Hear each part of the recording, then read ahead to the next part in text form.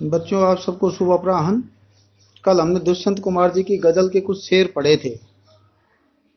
हमें पता है कि दुष्यंत कुमार जी गजल के प्रतिनिधि कवि हैं। गजलों के माध्यम से उन्होंने वर्तमान शासन व्यवस्था के खिलाफ के विरुद्ध अपनी आक्रोशपूर्ण शैली को अभिव्यक्त किया है। कुछ शेर हमने कल पढ़े थे और उनके आधार पर आपको गृह कार्य दिया गया था। गजल कविता का शेष भाग, बाकी बचे शेरों को आज हम पढ़ेंगे। और आज हमारा सबसे पहला शेर है, वे मुतमईन हैं कि पत्थर पिघल नहीं सकता, मैं बेकरार हूं आवाज में असर के लिए। शब्दार्थ देखें, मुतमईन। मुतमईन का अर्थ होता है जी विश्वास। बेकरार का मतलब है व्याकुल, बेचैन। वे का मतलब यह है कि शासन व्यवस्था को संभालने वाले यानी सरकार के अधिकारीगण, नेतागण। दुष्यंत कुमार जी का इशारा शासन व्यवस्था को चलाने वाले अधिकारियों और नेताओं के बारे में है।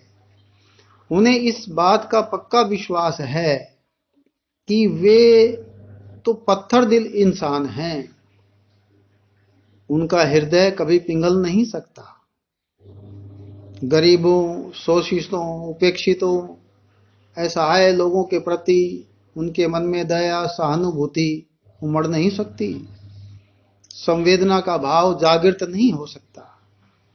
दूसरी लाइन देखें, मैं बेकरार हूं आवाज में असर के लिए, मैं इस बात के लिए बेचैन हूं कि मैं अपनी आवाज का प्रभाव तथाकथित नेताओं की कथनी और करनी में एकता स्थापित करने के लिए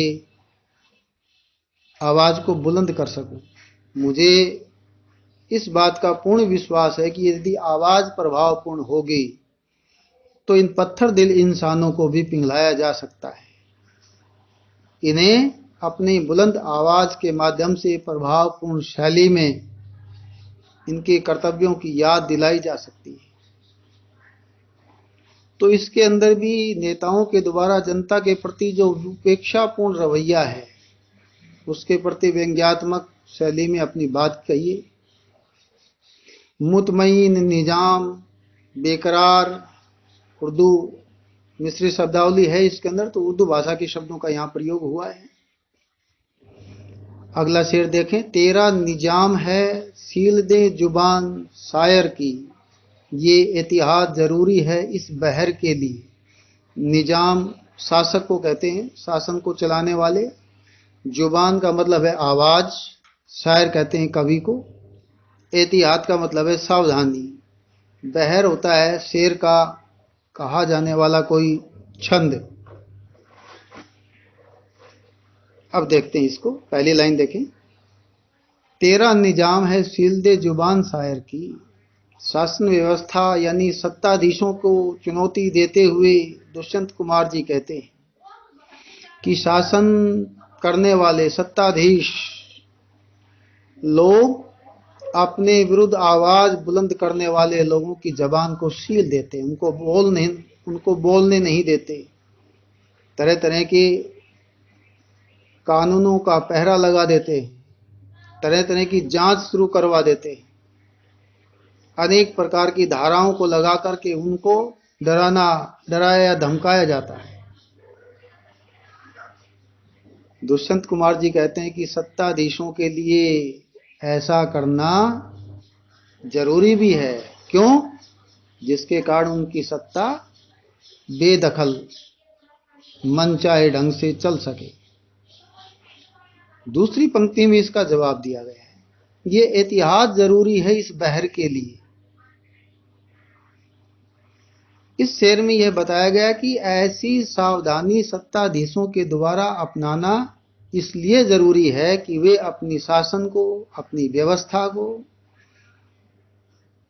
अपनी सरकार को ठीक प्रकार से बिना किसी विघ्न बाधा के निरंतर अनवरत चला सके।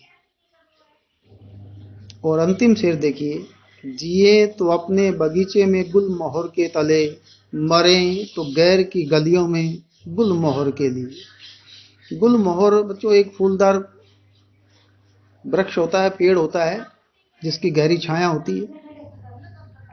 दूसरी पंक्ति में एक शब्द का मतलब गैर आया है, गैर शब्द। गैर शब्द का अर्थ है दूसरे, जो हमसे परिचित नहीं है या हम उनसे परिचित नहीं है। एक तो ये बात होगी। गुलमोहर का शब्द का प्रतीकात्मक शब्दावली है, अपने देश के लिए भी प्रयोग हुआ है। कवि अपने जीवन का धर्म मानता है कि हम कोई भी कार्य करें, स्वाभिमानी बने रहें, देश का उत्थान, देश की प्रगति, देश का विकास ही हमारा धर्म होना चाहिए। हम कोई भी कार्य करें, उसके मूल में देश प्रेम की भावना सर्वोपरि होनी चाहिए। हम इस संसार में रहते हुए कुछ भी करें, हमारा प्रत्येक कार्य, हमारी कार्य प्रणाली हमारी देश सेवा की भावना से जुड़ी रहे। और दूसरी पंक्ति में कहता है, मरे तो गैर की गलियों में गुलमोहर के लिए। यदि दूसरे की गलियों में रह करके मौत भी आए, लेकिन मौत का कारण हमेशा ही देश पर कुर्बान होने का जज्बा हो। यानी कि इस पंक्ति में दुष्यंत कुमार जी स्पष्ट करना चाहते हैं कि हमारा जीना, हमारा मरना, दोनों के मूल में ही देश ऊपर होना चाहिए। देश भावना ही सर्वोपरि है। कवि इसे अपना निजी धर्म मानता है और देश सेवा पर चलने के लिए प्रेरित करता है। अब पूरे ही गजल कविता की हम बात करें तो इसमें एक एक शेर में एक एक विषय को उठाया गया है। नेताओं की कथनी और करनी में आकाश पाताल का अंतर पाए जाने पर कवि ने आक्रोशपूर्ण तरीके से उसमें बदलाव करने का, आवाज को, बुलंद आवाज को प्रभावी तरीके से पहुंचाने का प्रयास किया है। कवि ने नेताओं की कथनी और करनी पर व्यंग किया है। हिंदी उर्दू मिश्रित शब्दावली का इसमें प्रयोग किया गया है। कवि प्रत्येक गजल में अपने मन की बात, जनता की सहानुभूति, संवेदना के साथ प्रस्तुत करना चाहता है। कवि गरीबों, शोषितों, वंचितों, उपेक्षित लोगों के प्रति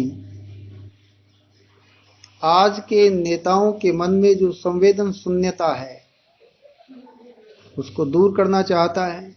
उसके प्रति अपने शेरों के माध्यम से आवाज बुलंद करना चाहता है। और कवि का अपना यह पक्का विश्वास है कि एक दिन खुशियों का नया सवेरा जरूर आएगा। गरीब, शोषित, उपेक्षित लोगों के जीवन में जो स्वप्न संजोए हैं, वो स्वप्न अवश्य पूरे होंगे।